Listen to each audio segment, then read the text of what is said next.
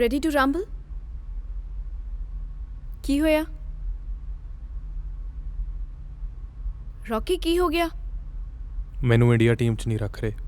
ਨਹੀਂ ਰੱਖ ਰਹੇ ਕੀ ਮਤਲਬ? ਅਜੇ ਤਾਂ ਫਾਈਨਲ ਸਿਲੈਕਸ਼ਨ ਹੋਣੀ ਆ। ਮੇਰੀ ਨਹੀਂ ਹੋਣੀ। ਤੈਨੂੰ ਕਿਹਨੇ ਕਿਹਾ? ਅੱਛਾ ਚੱਲ, ਇੰਨੀ ਜੀ ਗੱਲ ਤੇ ਉਦਾਸ ਕਿਉਂ ਹੁੰਨਾ? ਮੈਂ ਤੇਰੀ ਸਿਲੈਕਸ਼ਨ ਕਰਾ ਦਾਂਗੀ। ਚੰਗਾ, I know the sports minister. I'll talk to him. ਮੈਂ ਤੇਰੇ ਦਾਨ ਪੁੰਨ ਨਹੀਂ ਲੋੜਦਾ। ਮੈਂ ਤੇਰੇ ਤੋਂ ਕੋਈ ਅਹਿਸਾਨ ਨਹੀਂ ਮਨਵਾਉਣਾ। I just wanna help. ਹੱਥ ਅੱਡੀ ਖੜਾ। ਆਪਣੀ weight ਕੈਟਾਗਰੀ 'ਚ ਤੂੰ ਇੰਡੀਆ ਦਾ ਬੈਸਟ ਬਾਕਸਰ ਆ। ਟੀਮ 'ਚ ਖੇਡਣਾ ਤੇਰਾ ਹੱਕ ਹੈ। ਜੇ ਤੇਰੀ ਸਿਲੈਕਸ਼ਨ ਹੋ ਜਾਂਦੀ ਹੈ ਫਿਰ ਕੀ ਫਰਕ ਪੈਂਦਾ ਕਿ ਕਿਵੇਂ ਹੁੰਦੀ ਹੈ? ਹੱਕ ਲੇਲੜੀਆਂ ਕੱਢ ਨਹੀਂ ਮਿਲਦੇ। ਨਵੇੜਾ। ਗੱਲ ਸੁਣ, ਮੈਂ ਪ੍ਰੀਤ ਨਹੀਂ ਹੈਗੀ ਕਿ ਜੋ ਬੋਲੇਗਾ ਸੁਣ ਲਾਂਗੀ। ਤੂੰ ਜੋ ਕਰਨਾ ਹੈ ਕਰ। See what I care. Listen, I'm sorry, ਪਰ ਤੇਰੇ ਤੱਕ ਗੱਲ ਪਹੁੰਚਾਉਣੀ ਬਹੁਤ ਔਖੀ ਹੋ ਜਾਂਦੀ ਹੈ। ਮੈਂ ਤਾਂ ਸਿਰਫ ਤੇਰੀ ਹੈਲਪ। ਹੱਥ ਨਾ ਲਾ। ਇਬਾਦਤ, I'm sorry, ਮੈਂ ਜਾਣ ਕੇ ਨਹੀਂ। ਨੇੜੇ ਨਾ ਹੀ ਮੇਰੇ। ਇਬਾਦਤ, ਹੱਥ ਨਾ ਲਾ ਮੈਨੂੰ। ਲੀਵ। ਛਾ।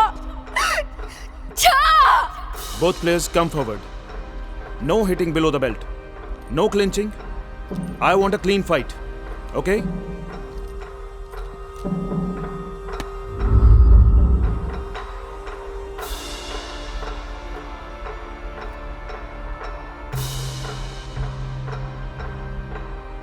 ਰਿੰਗ ਦੇ ਚੌਹਾਂ ਗੁੱਠਾਂ ਦਰਮਿਆਨ ਕੱਟੀ ਜ਼ਿੰਦਗੀ ਨਹੀਂ ਹੁੰਦੀ। ਰਿੰਗ ਤੋਂ ਬਾਹਰ ਜ਼ਿੰਦਗੀ ਖੇਡ ਨਹੀਂ। ਜ਼ਿੰਦਗੀ ਕਦੇ ਕਦਾਈ ਈਨ ਮਨਾਈ ਜਾਂਦੀ ਹੈ। ਬੰਦਾ ਚਾਹੇ ਕਿੰਨਾ ਵੀ ਜੁਝਾਰ ਹੋਵੇ, ਹਾਰ ਜ਼ਿੰਦਗੀ ਲਈ, ਖੇਡ ਲਈ ਅਹਿਮ ਹੈ। ਹਾਰ ਜਿੱਤਣਾ ਸਿਖਾਉਂਦੀ ਹੈ। ਰਾਜਦੀਪ, ਤੂੰ ਇਸ ਮੁਲਕ ਦਾ ਸਿਰਮੌਰ ਬਾਕਸਰ ਹੈ, ਪਰ ਤੇਰੀ ਸਿਲੈਕਸ਼ਨ ਨਹੀਂ ਹੋਣੀ ਬੱਚੇ।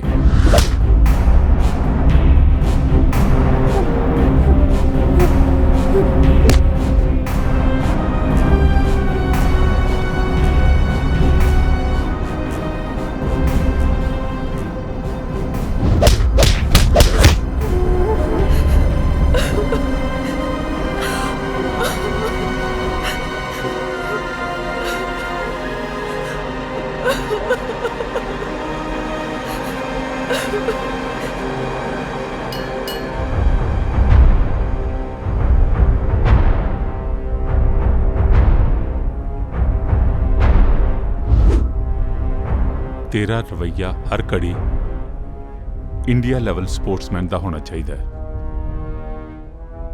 ਅਲੜਾਂ ਦੀ ਲਾਪਰਵਾਹੀ ਤੈਨੂੰ ਸੋਭਦੀ ਨਹੀਂ।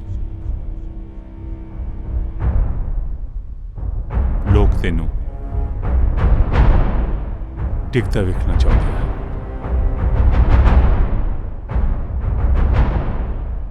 ਪਰ ਤੂੰ ਡਿੱਗਣਾ ਨਹੀਂ ਬੱਚੇ।